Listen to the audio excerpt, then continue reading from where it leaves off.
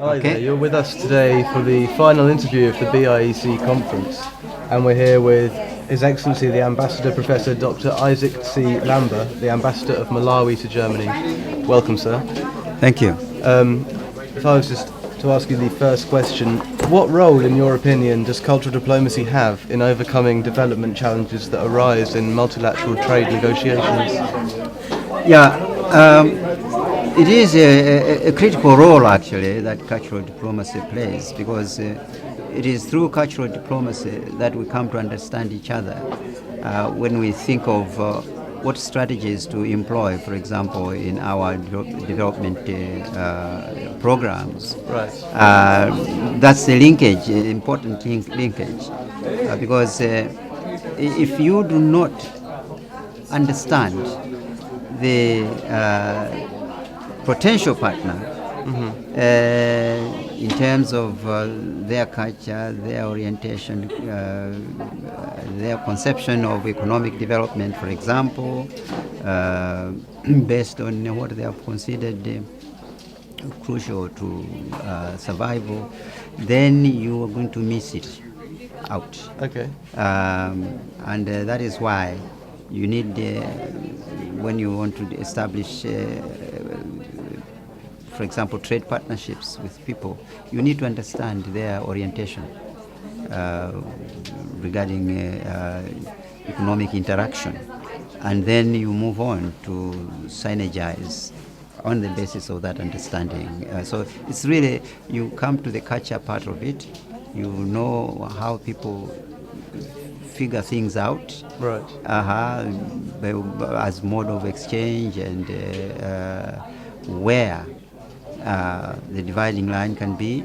And all these things matter when you come to put together some agreements in international, economic relations and interaction. I see. Understand.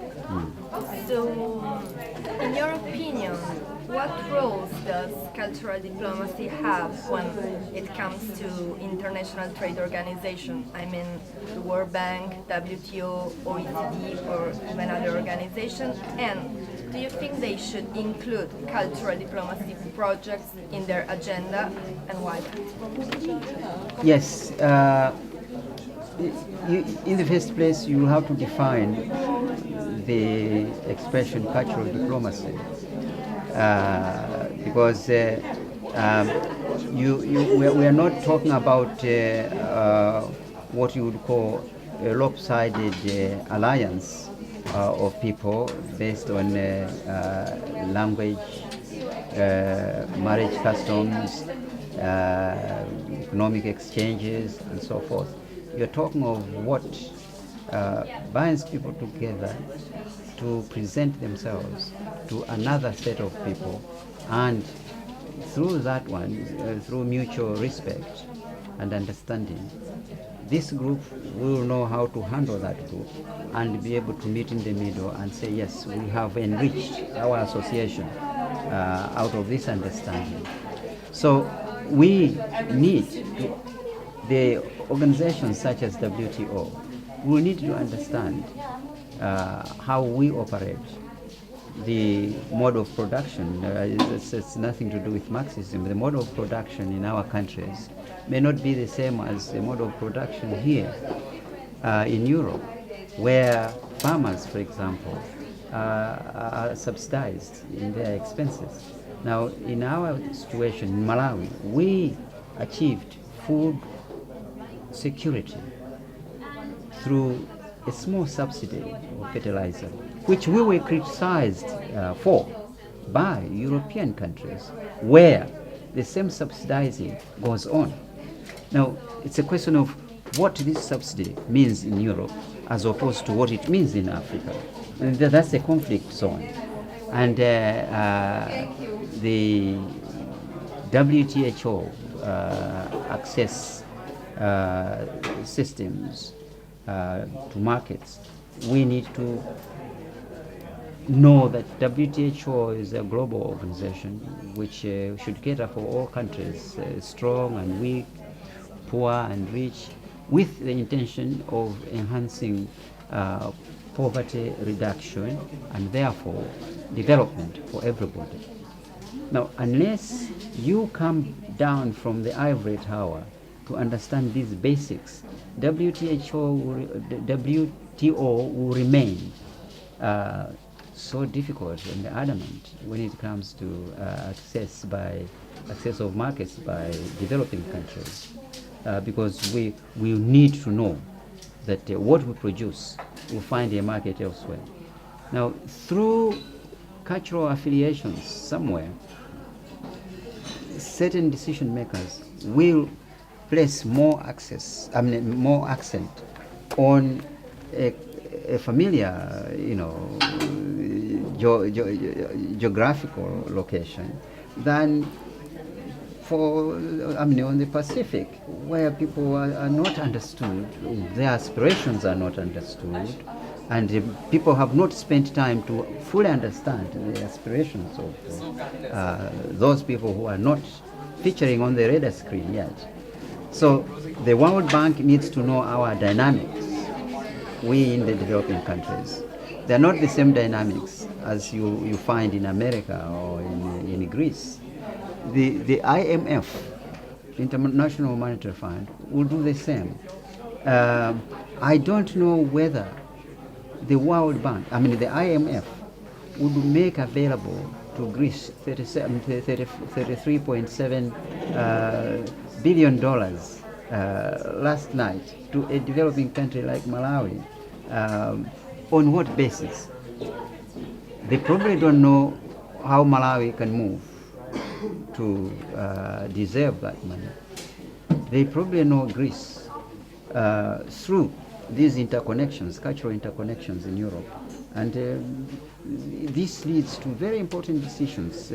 That's how Greece has featured to be bailed out by European partners, by IMF, and so forth. So there is need for that cultural element. Where cultural barriers exist for the decision makers, those are the ones which must be broken down now. The point now is the question is, why should we not have a rotating presidency of the International Monetary Fund or the World Bank? Isn't it time? Are we saying that the small countries do not have a critical role as contributors to the budget of the IMF and so forth? But these are all linked within the nexus of cultural diplomacy. We need to be talking, the developed and the developing,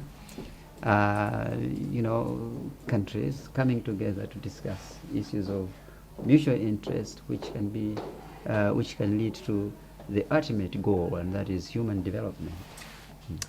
If I was to move away from cultural diplomacy for our final question, Malawi recently changed its flag from that of a rising sun to that of a fully glowing sun in order to symbolise the economic and social development that it's undergone in its few decades of history. And compared to many of your neighbours, the country is considerably more economically and socially developed in areas of gender equality, for example. It's I think you have a fairly decent or respectable ratio of men to women in employment, in education, and in parliament. Obviously, there's still potential for future progress. Yes. In your opinion, should countries undergo social change in line with economic progress in order to improve relations with one another? Do you think this is necessary? Yes. Economic change leads to social change. Right. And we must know that we have now come to value what we call regional organizations. Like Malawi belongs to what is called the Southern Africa Development Development Community. Mm-hmm. Now, within that, the idea is to ensure that we synergize properly our development policies, our cultural policies, where certain cultural practices impede progress. That is where, as a group, we come together and say, how can we assist this particular country? I don't want to go too much into EU and Greece, but this is precisely the point that the members of that organization will want to eliminate impediments that drive neighbors apart or asunder. I see. We want to say, okay, if you can do that and I can do this, we're going to reduce the dividing line to eventually become, one whole within the description or the definition of a regional organization. Right. So this is what I can say, that we do not want to talk about cleavages between the poor and the rich, the progressive and the unprogressive. We want to know to talk about cleavages that must bring everybody together to talk the same about, to talk the same language regarding strategies of culture, which will spill into development. Right. That's right. And you'll be surprised how this matter can be expanded to cover a whole area of activities, cultural activities that need to be addressed into economic development. I see. Oh yeah, cultural practices, farming methods based on culture, trading systems based on culture. How can they be improved? Is there any need to destroy this one completely, or can we just upgrade? There may be value in that as a legacy to cultural development and economic development. So we can, come together and destroy the barriers if we can understand each other and ensure that what is culture there must be respected within the context of development. Yeah. And I think on that sentiment, that's as good a place as any to end this and the entire BIEC conference. Thank you. Many thanks, Mr. Thank you very Ambassador. much. It's been a Thank pleasure. you very much. Thank you very much. Thank you very much indeed. Thank you. Thank you.